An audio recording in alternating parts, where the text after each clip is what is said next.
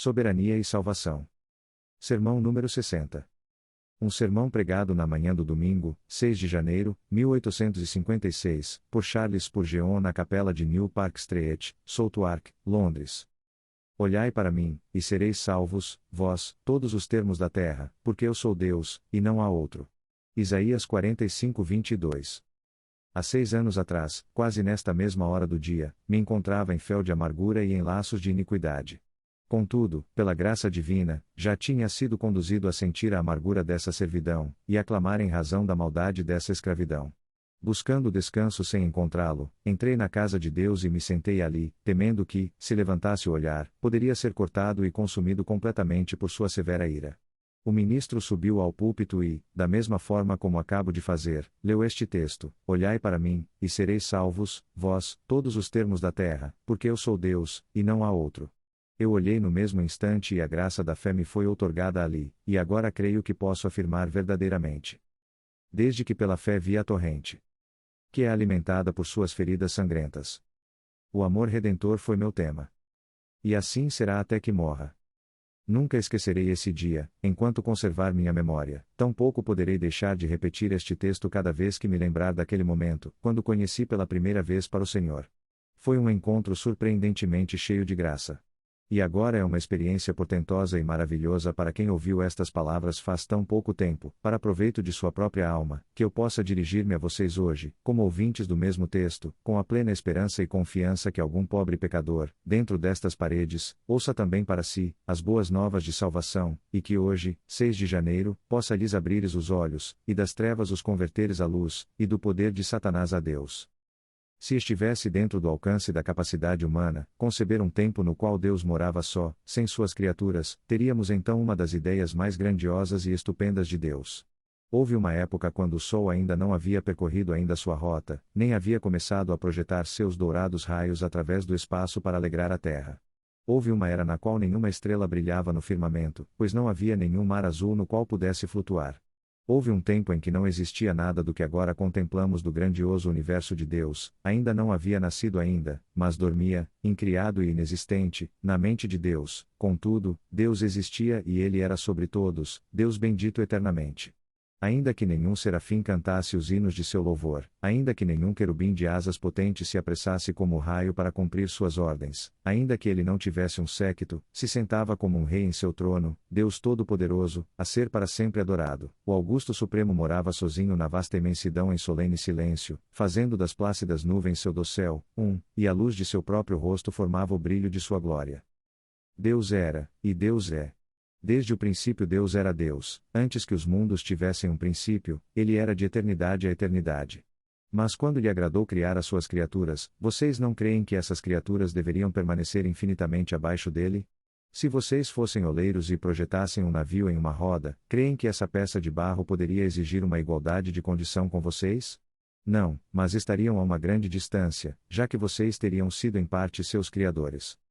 Assim, quando o Todo-Poderoso formou suas criaturas, por acaso não foi um consumado atrevimento que se aventurassem a se comparar por um só instante com ele? Contudo, esse arqui-inimigo, esse líder dos rebeldes, Satanás, buscou elevar-se ao trono de Deus nas alturas, para logo descobrir que sua meta era demasiado elevada, e que o próprio inferno não era suficientemente profundo para escapar da vingança divina. Ele sabe que Deus é o único Deus. Desde que o mundo foi criado, o homem imita a Satanás, a criatura de um dia, a coisa efêmera de uma hora, buscou igualar-se ao eterno. Por esta razão, um dos objetivos do grandioso Jeová sempre foi ensinar à humanidade que ele é Deus, e não há outro. Esta é a lição que ele tem estado ensinando ao mundo desde que o mundo se extraviou. Tem estado ocupado em derrubar os lugares altos, em exaltar os vales, em humilhar as imaginações e os olhares altivos, para que todo o mundo possa saber que só o Senhor é Deus, que pode criar e pode destruir. Nesta manhã tentaremos mostrar-lhes, em primeiro lugar, como Deus tem estado ensinando ao mundo esta grandiosa lição, que Ele é Deus, e não há outro, e logo, em segundo lugar, a maneira especial na qual quer ensinar esta lição com relação à salvação. Olhai para mim, e sereis salvos, vós, todos os termos da terra, porque eu sou Deus, e não há outro. E em primeiro lugar, então, como Deus tem ensinado esta lição à humanidade? Nós respondemos que em primeiro lugar ensinou aos deuses falsos, e aos idólatras que se inclinam diante deles. O homem, em sua perversão e pecado, estabeleceu que um pedaço de madeira e pedra seja seu criador, e se inclinou diante dele.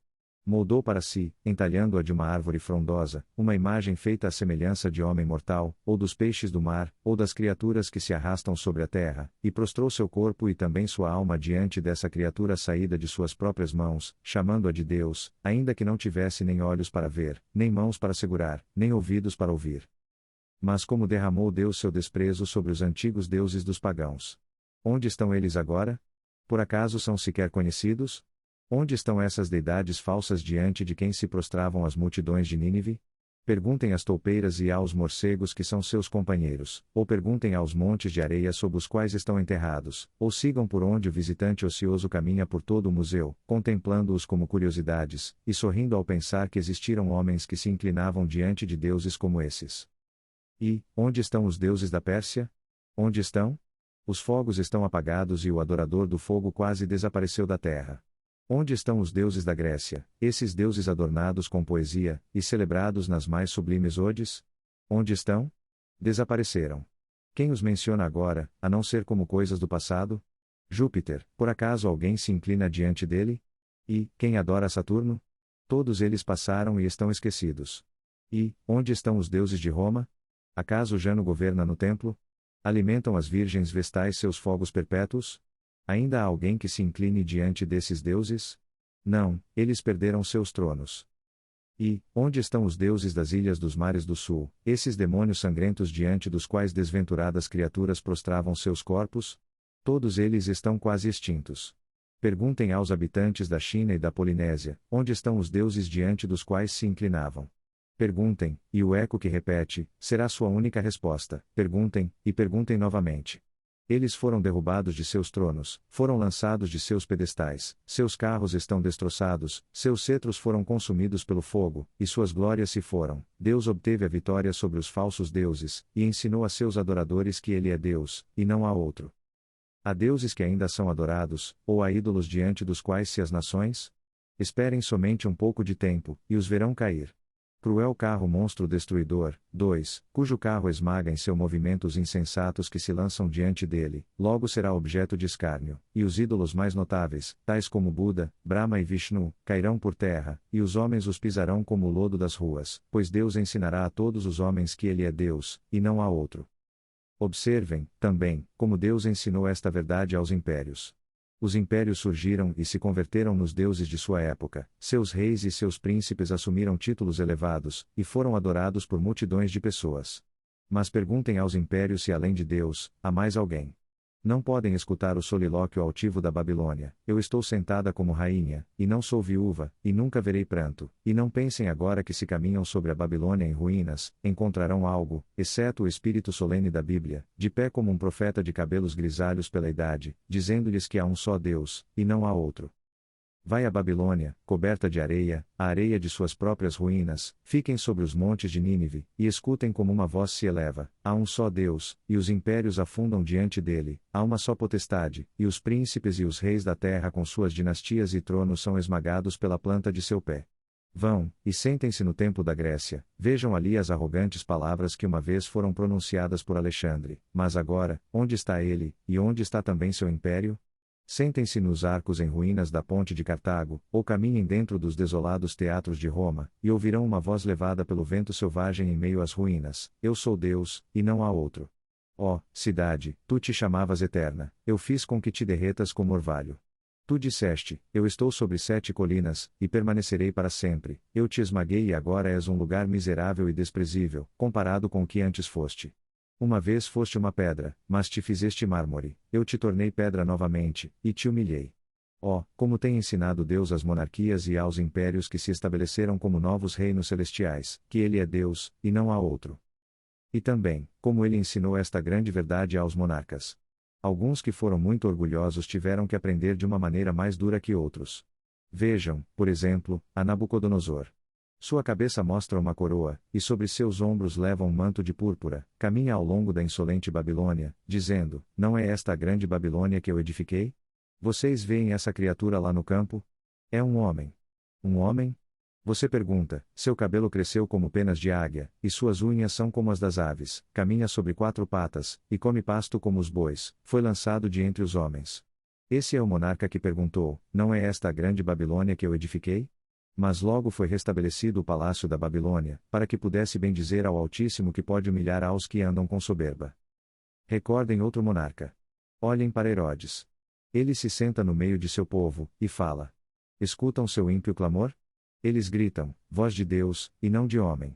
O orgulhoso monarca não glorifica a Deus, se constitui em Deus e parece sacudir as esferas celestes, imaginando-se divino. Mas um verme se arrasta para o interior de seu corpo, e outro mais, e antes que o sol se oculte, é comido pelos vermes. A monarca. Pensaste que eras um Deus, e os vermes te comeram. Pensaste que eras mais que homem, e, o que és? Menos que homem, pois os vermes te consomem e és presa da corrupção. Assim humilha Deus ao orgulhoso, assim abate ao poderoso. Poderíamos dar-lhes exemplos tomados da história moderna, mas a morte de um rei seria mais que suficiente para ensinar esta lição, se os homens quisessem aprendê-la. Quando os reis morrem e são levados à tumba com pompas fúnebres, estamos aprendendo a lição: eu sou Deus, e não há outro. Quando ouvimos sobre revoluções e da queda de impérios, quando vemos que tremem as velhas dinastias e os monarcas de cabelos grisalhos são depostos de seus tronos, então é que Jeová aparece por seu pé sobre a terra e o mar, e com sua mão no alto clama: ouçam, todos os moradores do mundo. Vocês não são mais que lagostas, eu sou Deus, e não há outro. Além disso, nosso Deus teve que fazer muito para ensinar esta lição aos sábios deste mundo, pois assim como a posição, a pompa, e o poder se colocam no lugar de Deus, também a sabedoria o fez, e um dos piores inimigos da deidade tem sido sempre a sabedoria do homem. A sabedoria do homem não quer ver a Deus. Professando ser sábios, os homens sábios se converteram em nécios. Mas, acaso não observaram, ao ler a história, como Deus abateu a arrogância da sabedoria? Em épocas remotas, ele enviou mentes poderosas ao mundo, que idealizaram sistemas de filosofia. Estes sistemas, afirmaram eles, permanecerão para sempre. Seus alunos os consideraram infalíveis, e, portanto, registraram suas expressões em pergaminhos duradouros, dizendo: este livro permanecerá para sempre, gerações sucessivas de homens o lerão, e, até o último homem, este livro será transmitido como compêndio da sabedoria. Disse Deus, mas esse livro será considerado uma loucura antes que tenham transcorrido outros 100 anos. E assim, os poderosos pensamentos de Sócrates, e a sabedoria de Solon, estão completamente esquecidos agora, e se pudéssemos escutá-las, o menino mais jovem de qualquer de nossas escolas fundamentais, riria ao pensar que entende mais de filosofia do que eles. Mas quando o homem descobriu a vaidade de um sistema, de imediato seus olhos se deslumbraram diante do seguinte: se Aristóteles não é suficiente, temos a Bacon, se diz a si mesmo, agora saberei tudo, e se põe a trabalhar, e afirma que esta nova filosofia durará para sempre. Coloca, uma sobre a outra, suas pedras de formosas cores, e pensa que cada verdade que amontoa é uma preciosa verdade não perecível. Mas, chega outro século, e se descobre que é madeira, feno e palha. Se levanta uma nova seita de filósofos que refutam a seus predecessores. Da mesma maneira temos sábios em nossos dias, sábios segundo o mundo, e pessoas semelhantes, que imaginam que alcançaram a verdade, mas dentro de outros 50 anos, e escutem bem minhas palavras, meu cabelo não terá embranquecido ainda, antes que o último indivíduo dessa raça tenha perecido, e esse homem seja considerado um louco por ter sustentado as crenças do grupo. Os sistemas de infidelidade passam como gotas de orvalho sob o sol, pois Deus diz: eu sou Deus, e não há outro. A Bíblia é a pedra que transformará a filosofia em pó, é o ariete que despedaçará todos os sistemas filosóficos, é a pedra que uma mulher pode lançar sobre a cabeça de cada Abimeleque, e será destruído por completo. Ó, Igreja de Deus, não temas, tu farás maravilhas, os sábios serão confundidos, e tu saberás, e eles também, que ele é Deus, e não há outro. Certamente, alguém dirá: a Igreja de Deus não necessita que se ensine isto. Nós respondemos que sim, necessita, pois de todos os seres, aqueles a quem Deus fez objeto de sua graça, são, talvez, os mais inclinados a esquecerem desta verdade cardinal, que Ele é Deus, e não há outro. Como esqueceu a Igreja de Canaã, quando se inclinaram diante de outros deuses, e por essa razão Deus trouxe contra eles reis e príncipes poderosos, e os afligiu muito dolorosamente. Como esqueceu Israel. E ele os levou cativos à Babilônia. E o que Israel fez em Canaã, e na Babilônia, isso fazemos nós agora. Nós também, com demasiada frequência, esquecemos que ele é Deus, e não há outro. Acaso o cristão não sabe o que quero dizer, quando menciono este importante feito? Acaso não fez ele o mesmo alguma vez? Em determinadas épocas a prosperidade o visitou, e suaves brisas impulsionaram seu barco, exatamente ao lugar para onde queria dirigir-se sua indômita vontade, e disse para si: agora tenho paz, agora sou feliz, agora o objeto que desejava está a meu alcance, agora direi: alma, senta-te e repousa, come, bebe, regozija-te, pois estas coisas te farão contente, converte-as em teu Deus, sê próspero e feliz. Mas, não vimos nosso Deus jogar a taça no chão, derramar o doce vinho e em seu lugar enchê-la de fel? E ao entregar-nos a taça, nos disse: bebe, bebe, pensaste encontrar um Deus na terra, mas bebe rápido e conhece sua amargura. Quando bebemos da taça, nos damos conta que o trago é nauseabundo, e exclamamos: ah, Deus, não beberei mais estas coisas, tu és Deus, e não há outro. E, quão frequentemente temos traçado esquemas para o futuro, sem pedir permissão a Deus. Os homens disseram como esses loucos que Tiago menciona: hoje e amanhã iremos a tal cidade, e lá passaremos um ano, e contrataremos, e ganharemos. Mas eles não sabiam o que seria o amanhã, pois muito antes que viesse amanhã não puderam nem vender nem comprar, a morte os havia reclamado, e um pequeno palmo de terra continha todos seus restos mortais. Deus ensina seu povo a cada dia, por meio da enfermidade, da aflição, da depressão espiritual, do abandono de Deus, da perda do espírito por um tempo, e da falta de alegria em seu rosto, ensina que Ele é Deus, e não há outro. E não devemos esquecer que há alguns servos especiais de Deus, levantados para grandes obras, que devem aprender esta lição de maneira especial. Por exemplo, vejamos um homem chamado à grandiosa obra de pregar o Evangelho. Tem êxito, Deus o ajuda, milhares de pessoas aprendem aos seus pés, e multidões estão pendentes de seus lábios. Tão certo como é humano, terá uma tendência a ser exaltado sem medida, e começará a se olhar demasiado, e olhar muito pouco para Deus. Que os homens que conhecem sejam os que falem, e que digam o que sabem, e eles dirão: é certo, é muito certo. Se Deus nos dá uma missão especial, geralmente começamos a dar-nos honra e glória a nós mesmos. Mas ao considerar os eminentes santos de Deus, por acaso não se deram conta, como Deus os levou a sentir que Ele é Deus, e não há outro? O pobre Paulo poderia ter se considerado um Deus, e poderia ter exultado com sucesso, em razão da grandeza de sua revelação, se não tivesse recebido um aguilhão em sua carne, e os deuses não podiam ter aguilhões em sua carne. Algumas vezes Deus ensina ao ministro negando-lhe a ajuda em ocasiões especiais. Às vezes subimos ao púlpito, e dizemos: que eu tivesse um bom dia hoje. E começamos a esforçar-nos, temos sido muito ardentes e incansáveis em nossa oração, mas somos semelhantes ao cavalo que tem os olhos vendados para dar voltas no moinho, ou como Sansão com Dalila, sacudimos nossas vãs extremidades com grande surpresa, apresentamos um débil combate, e não obtemos nenhuma vitória. Somos conduzidos a ver que o Senhor é Deus, e não há outro.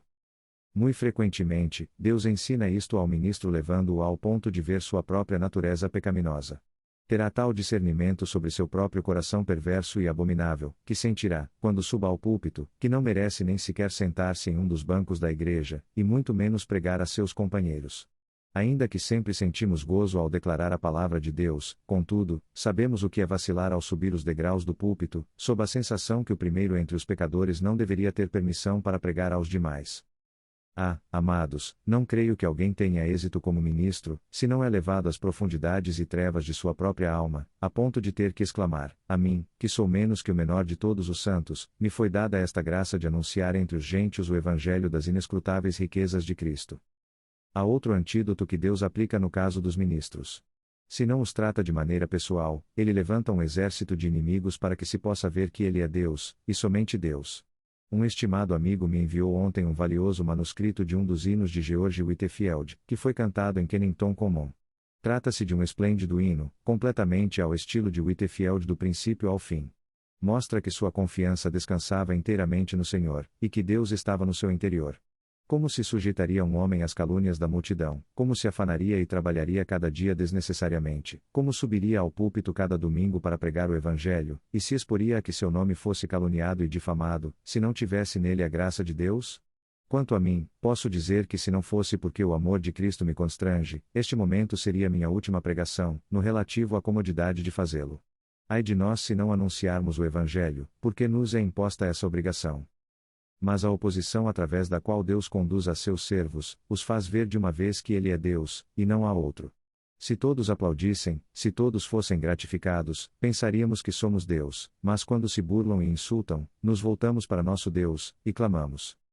Se em meu rosto, por causa de teu amado nome, me açoitam a vergonha e a repreensão, aclamarei a repreensão, e darei as boas-vindas à vergonha. Sempre e quando tu te lembres de mim. 2. Isto nos conduz à segunda parte de nosso sermão.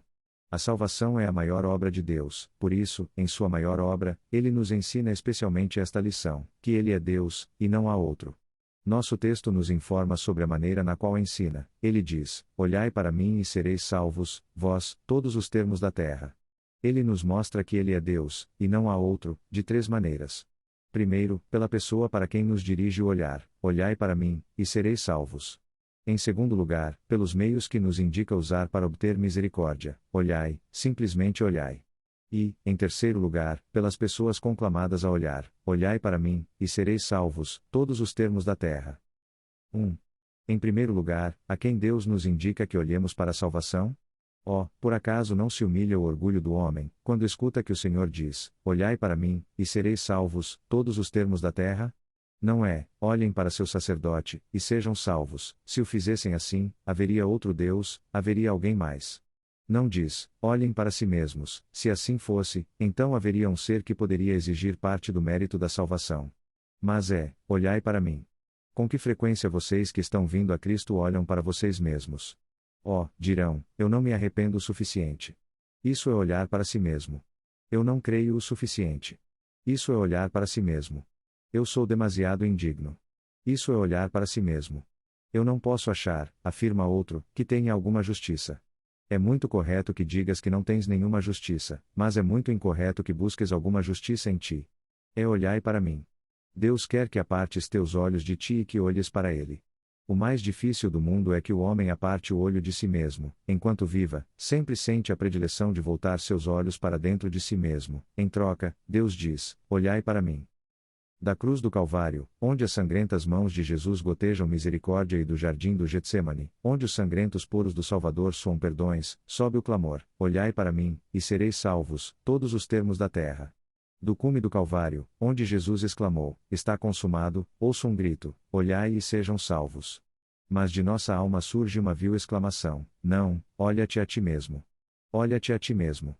Ah, querido leitor, olha-te a ti mesmo e te condenarás. Essa certamente será tua sorte. Enquanto olhares para ti mesmo, não há esperança para ti. Não é uma consideração do que és, mas uma consideração do que Deus é, e do que Cristo é, o que pode salvar-te. É transferir o olhar de ti para Jesus. Oh, há homens que entendem mal o Evangelho. Eles creem que sua justiça os qualifica para vir a Cristo, mas o pecado é a única qualificação para que um homem venha a Jesus. O bom e velho Senhor Cristo diz: a justiça me mantém afastado de Cristo. O são não tem necessidade de um médico, mas sim os que estão enfermos. O pecado, quando é reconhecido, me conduz a Cristo, e ao vir a Cristo, quanto mais pecado tenha, maior motivo possuo para esperar misericórdia. Davi diz, e por certo é algo surpreendente o que disse: perdoarás também meu pecado, que é grande. Mas, Davi, por que não disseste que era pequeno teu pecado?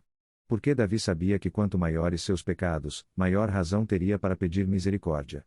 Quanto mais vil é um homem, com maior afinco o convido a crer em Jesus. Como ministros, tudo o que temos que buscar é um sentido de pecado. Nós pregamos para os pecadores, e se sabemos que um homem assume o título de pecador para si, então lhe dizemos: olha para Cristo, e serás salvo. Olhe, isto é tudo o que ele procura em ti, e também isto ele te proporciona. Se olhas a ti mesmo, estás condenado. Tu és um sem vergonha vil, cheio de coisas repugnantes, corruptas e que corrompem a outros. Mas olha aqui. Vês aquele homem pendurado na cruz? Podes contemplar sua cabeça moribunda inclinada com mansidão sobre seu peito? Vês essa coroa de espinhos, que faz brotar gotas de sangue que escorrem pelas maçãs de seu rosto? Vês suas mãos, traspassadas e rasgadas, e seus benditos pés, suportando o peso de seu corpo, partidos quase completamente em dois pelos pregos cruéis? Pecador, podes escutá-lo gritando? Eli, Eli, lama sabachthani? Acaso não o escuta clamar: está consumado? Podes ver sua cabeça inclinada pela morte? Vês esse lado traspassado pela lança, e o corpo baixado da cruz? Oh, vem aqui. Essas mãos foram cravadas por ti, esses pés verteram sangue por ti, esse lado foi aberto por ti, e se queres saber como podes encontrar misericórdia, ali está. Olhai. Olhai para mim. Não olhes mais para Moisés. Não olhes mais para o Sinai. Vem aqui e olha para o Calvário, e para a vítima do Calvário, e para o sepulcro de José. E olha para lá, para o homem que junto ao trono se senta com seu Pai, coroado de luz e de imortalidade. Olha, pecador, ele te diz, o dia de hoje, olha-me se ser salvo. Desta forma, Deus nos ensina que não há ninguém mais, porque ele nos leva a olhar unicamente para ele, e a olhar totalmente longe de nós mesmos. 2. O segundo pensamento é: os meios de salvação. Olhai para mim, e sereis salvos. Vocês devem ter observado frequentemente, estou certo, que muitas pessoas se agradam de uma adoração intrincada, uma religião complicada, que dificilmente podem compreender. Não podem suportar uma adoração tão simples como a nossa. Por isso devem ter um homem vestido de branco, e um homem vestido de negro, logo devem ter o que chamam um altar e um presbitério. Depois de pouco tempo isso já não é suficiente, e devem ter floreiras e velas. Então o clérigo se torna um sacerdote, e deve ter uma veste de cores vivas, mostrando uma grande cruz. E assim sucessivamente, o que é simplesmente uma bandeja se converte em uma patena. 3. E o que uma vez foi uma taça se torna um cálice, e quanto mais complicadas são as cerimônias, mais se agradam delas. Agrada-lhes que seu ministro tenha a posição de um ser superior. O mundo gosta da religião que não pode compreender. Mas acaso nunca observaram quão gloriosamente simples é a Bíblia? Não aceita nenhum dos absurdos de vocês, fala muito claro e somente coisas claras. Olhai. Não há nenhum não convertido que goste disto, olha para Cristo, e sê salvo. Não, ele vem a Cristo como Naamã veio a Eliseu, e quando lhe diz, vai e lava-te no Jordão. Ele responde, eis que eu dizia comigo, certamente ele sairá, por-se-á em pé, invocará o nome do Senhor seu Deus, e passará a sua mão sobre o lugar, mas a ideia de dizer-me que me lave no Jordão, é uma coisa muito ridícula. Qualquer um poderia fazer isso. Se o profeta houvesse lhe ordenado fazer algo grandioso, por acaso não o teria feito? Certamente teria feito. E se esta manhã eu dissesse que qualquer pessoa que caminhasse daqui a Bat sem sapatos nem meias, ou que fizesse qualquer outra coisa impossível, seria salvo, vocês sairiam para lá amanhã mesmo, depois do desjejum. Se eu demorasse 7 anos para descrever o caminho da salvação, estou certo que todos vocês ansiariam ouvir sobre isso. Se somente um doutor muito letrado pudesse definir o caminho do céu, como todos o seguiriam. E se fosse descrito com palavras difíceis, e com palavras intercaladas tomadas do latim e do grego, seria ainda muito melhor. Mas o evangelho que devemos pregar é muito simples. É somente, olhai. Dirá alguém, por acaso isso é o evangelho? Eu não prestarei atenção a isso. Mas, por que Deus te ordenou fazer algo tão simples? Precisamente para dobrar teu orgulho, e para mostrar-te que Ele é Deus, e não há outro. Vejam quão simples é o caminho da salvação. Olhai, olhai, olhai. 5 letras no total. Olhai para mim, e sereis salvos, todos os termos da terra. Alguns teólogos necessitam uma semana para dizer-te o que deves fazer para ser salvo, mas Deus, o Espírito Santo, só precisa de 5 letras para fazê-lo. Olhai para mim, e sereis salvos, todos os termos da terra. Quão simples é esse caminho de salvação. E, quão instantâneo. Nos leva algum tempo mover nossa mão, mas um olhar não requer nenhum momento. Assim, o pecador crê em um instante, e no momento em que esse pecador crê e confia em seu Deus crucificado para perdão, de imediato recebe a plena salvação através de seu sangue. Poderia haver alguém hoje que tenha vindo injustificado em sua consciência, mas que sairá daqui justificado, enquanto que outros não o farão. Pode haver algumas pessoas aqui, que são pessoas imundas em um instante, e perdoadas no seguinte. Tudo é feito em um instante. Olhai. Olhai. Olhai. E, quão universal é. Porque em qualquer lugar em que me encontre, sem importar quão longe esteja, simplesmente diz, olhai. Não diz que veremos, só diz, olhai. Se tratarmos de ver uma coisa na escuridão, não podemos fazê-lo, mas temos feito o que nos disse que fizéssemos. Assim, se um pecador só olha para Jesus, ele o salvará, pois Jesus na escuridão é tão eficaz como Jesus na luz, e Jesus, quando não podem vê-lo, é tão eficaz como Jesus quando podem vê-lo. Trata-se unicamente de olhar.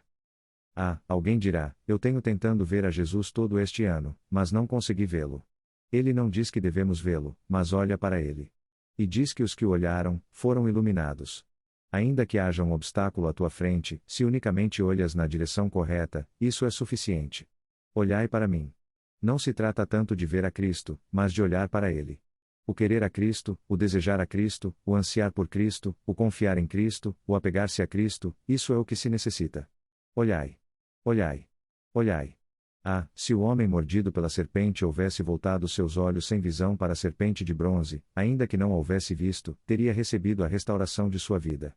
É o olhar e não o ver, o que salva o pecador. Repetimos isto, como isto humilha o homem. Há um cavalheiro que diz: bem, se me houvessem pedido 1000 libras esterlinas para minha salvação, eu teria considerado a quantia insignificante. Mas teu ouro e tua prata estão corrompidos, não servem para nada. Então devo ser salvo da mesma maneira que minha empregada Beatriz? Sim, exatamente igual, não há um caminho especial de salvação para ti. Isso é para mostrar ao homem que Jeová é Deus, e não há outro. O sábio diz: se se tratasse de resolver o problema mais maravilhoso, ou descobrir o maior mistério, eu o faria. Não poderia ter eu algum evangelho misterioso? Não poderia crer em alguma religião misteriosa? Não, se trata de olhar. Como? Vou ser salvo da mesma maneira que esse colegial saído de um hospício, que não tem nenhuma preparação? Sim, deve ser, pois não será salvo de nenhum outro modo. Outro afirma: eu tenho sido muito moral e reto, tenho guardado todas as leis do meu país, e se há algo mais que deva fazer, o farei. Vou comer somente peixe na sexta-feira, e vou guardar todos os jejuns da igreja, e isso me salvará. Não, Senhor, isso não te salvará, tuas boas obras não servem para nada. Como devo ser salvo da mesma maneira que a prostituta ou o bêbado? Sim, Senhor, há somente um caminho de salvação para todos. Porque Deus sujeitou a todos em desobediência, para ter misericórdia de todos. Ele ditou uma sentença condenatória para todos, para que pudesse vir a graça imerecida de Deus sobre muitos, para a salvação. Olhai. Olhai. Olhai. Este é o simples método de salvação. Olhai para mim, e sereis salvos, todos os termos da terra. 3. Observem como Deus humilhou o orgulho do homem, e se exaltou a si mesmo, pelas pessoas chamadas a olhar. Olhai para mim, e sereis salvos, todos os termos da terra. Quando os judeus ouviram que Isaías dizia isso, exclamaram: deverias ter dito: olhai para mim, Jerusalém, e sejam salvos. Isso teria sido correto. Mas esses cães gentis, acaso olharão e serão salvos? Sim, diz Deus, lhes mostrarei, judeus, que ainda que lhes dei muitos privilégios, exaltarei a outros acima de vocês, eu posso fazer o que me agrade com o que é meu. Agora, quais são os termos da terra? Pois, existem pobres nações pagãs que estão a poucos graus de distância das bestas, que são incivilizadas e incultas, mas se pudesse ir e caminhar pelo deserto, ou encontrasse o selvagem da Austrália em sua choça, ou percorresse os mares do sul, e encontrasse um caníbal, lhe diria a ele ou ao selvagem: olhai para mim, e sereis salvos, todos os termos da terra. Esses são alguns dos termos da terra, e o Evangelho é enviado a eles, tanto como aos cultos gregos, aos romanos refinados ou aos educados britânicos.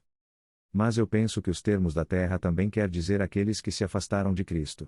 Refiro-me a ti, ébrio. Foste degradando-te até alcançar os termos da terra, quase sofreste de delirium tremens. 4. Não pode ser pior, não há homem que respire que seja pior que tu. Acaso há? Mas Deus, para dobrar teu orgulho, te diz: olha para mim e sê salvo. Há outra pessoa que viveu uma vida de infâmia e pecado, até destruir-se a si mesma, que até parece que Satanás a varre para tirá-la pela porta traseira, mas Deus lhe diz: olhai para mim, e sereis salvos, todos os termos da terra. Parece-me que vejo aqui alguém que treme e que diz: eu não fui um destes, Senhor, mas fui pior, pois frequentei a casa de Deus, e me desfiz de convicções, e de todos os pensamentos de Jesus, e agora creio que ele jamais terá misericórdia de mim. Tu és um desses termos da terra. Enquanto encontre alguém que se sinta assim, posso dizer-lhe que é um dos termos da terra.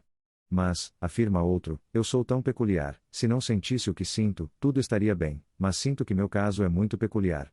Isso está bem, são gente muito especial. Mas se olhas, poderás alcançar.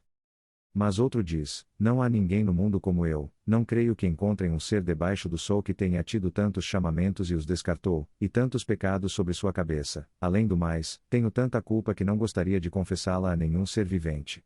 Novamente, ele é um dos termos da terra, portanto, tudo o que tenho que fazer é clamar no nome do Senhor: olhai para mim, e sereis salvos, todos os termos da terra, porque eu sou Deus, e não há outro. Mas tu dizes que o pecado não te permitirá olhar. Eu te respondo: teu pecado será tirado de ti no momento em que olhares. Mas não me atrevo, ele me condenará, tenho medo de olhar. Ele te condenará mais, se não olhas. Teme, então, e olha, mas não permitas que teu medo te impeça de olhar. Mas ele me lançará fora. Prova-o. Mas não posso vê-lo. Te digo que não é ver, é olhar. Mas meus olhos estão tão presos à terra, tão terrenais, tão mundanos. Ah, pobre alma, ele dá poder para olhar e viver. Ele diz: olhai para mim, e sereis salvos, todos os termos da terra. Tomem isto, queridos amigos, como texto para o novo ano, tanto vocês que amam ao Senhor, como vocês que estão unicamente olhando por primeira vez. Cristão, em todas tuas aflições deste ano, olha para Deus e sê salvo. Em todas tuas provas e dores olha para Cristo, e encontre salvação. Em toda a tua agonia, pobre alma, em todo o teu arrependimento por tua culpa, olha para Cristo, e encontra perdão. Este ano lembre-se de voltar teus olhos ao céu, e mantém teu coração orientado ao céu. Recorda hoje que amarraste ao teu redor uma corrente de ouro, e colocaste um de seus elos na argola do céu. Olhem para Cristo e não temam. Não há tropeço quando um homem caminha com seu olhar para o alto, dirigido a Jesus. O que olhava as estrelas caiu na vala, mas quem olha para Cristo caminha com segurança. Mantenham seus olhos no alto, todo o ano. Olhai para Ele, e sereis salvos, e recordem que Ele é Deus, e não há outro. E tu, pobre indivíduo que tremes, tu, que dizes? Iniciarás o ano olhando para Ele? Tu sabes quão cheio de pecado te encontras hoje, tu sabes quão imundo és, e, contudo, é possível que antes que te ponhas de pé e chegues ao corredor dessa igreja, estarás tão justificado como os apóstolos o estão diante do trono de Deus. É possível que antes que teu pé pise o umbral da porta de tua casa, tenhas perdido a carga que tuas costas suportou, e prosseguirás teu caminho, cantando. Fui perdoado, sou um milagre da graça, hoje é meu aniversário espiritualismo. Oh, que fosse para muitos de vocês, para que ao fim eu possa dizer: eis-me aqui, e os filhos que me deste. Escuta isto, pecador convicto. Este pobre clamou a Jeová em sua angústia, e o livrou de todas suas aflições. Oh, provai e vede que o Senhor é bom. Creiam nele agora deixem que sua alma culpada descanse em sua justiça, agora submerjam sua alma negra no banho de seu sangue, agora ponham sua alma desnuda à porta do armário de sua justiça, agora tragam sua alma faminta à festa da plenitude. Agora olhem. Quão simples parece. E, contudo, é a coisa mais difícil que um homem pode fazer. Eles jamais o farão, enquanto a graça nos constrange a fazê-lo. Contudo, ali está, olhem. Regressem para suas casas com esse pensamento. Olhai para mim, e sereis salvos, todos os termos da terra, porque eu sou Deus, e não há outro.